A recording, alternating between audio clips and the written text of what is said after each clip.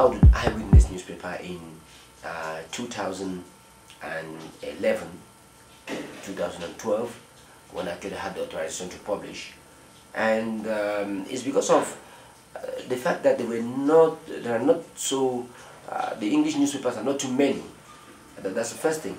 And then two, I became somebody who has good sources of information, which I thought it was important for me to stand and publish a newspaper based on the credibility I had developed over the years and due to the sources that I had. The major issue was the finances. You open a newspaper, for instance, they give you authorization to go publish, but you have to start paying taxes without even printing a copy of the newspaper. So more often we rely on a kind of man no man.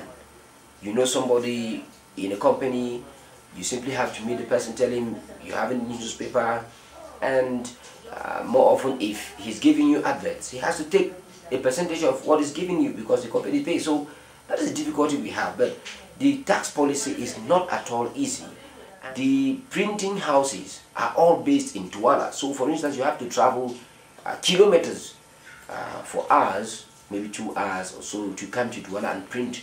When I'm talking about printing, I'm talking about the quality of the print newspaper. So the man who is printing a newspaper will tell you, I have to spend this amount to import papers and the rest. So we have the material, we have timber, but the machines to produce to transform the timber to pulp for the printing of the newspaper becomes a real problem. My newspaper, for instance, publishes 80% or 90% in English, and when I have French articles, I do as well to publish, so as to give a semblance of a bilingual newspaper. But it's not easy to recruit staff who can make use of both languages, and even the editors to edit the material which you eventually publish. But when it comes to press censorship and gagging of the press, the government seems to focus so much on the radio and the TV.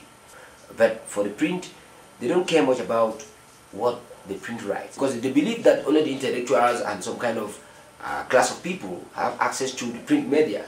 So for the print media, they simply ban publications, confiscate their equipment, they delete images, they arrest the journalists at times, they torture them, and maybe they try to force you to give them where you got the source of your information. Within the journalism corps, there are other smaller groups of press organizations which are there to equally protect journalists, but they actually don't have the resources to protect them. And then amongst them, there's division amongst them.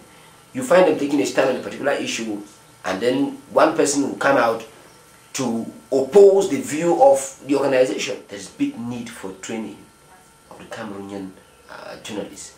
And then they need to fight corruption. And there is a problem. We have the resources, but why is it not being used? It's because of the corrupt nature of the government, the corrupt nature of the regime. The owners of the major houses have a role to play. The miracle will come from nowhere if efforts are not made from within.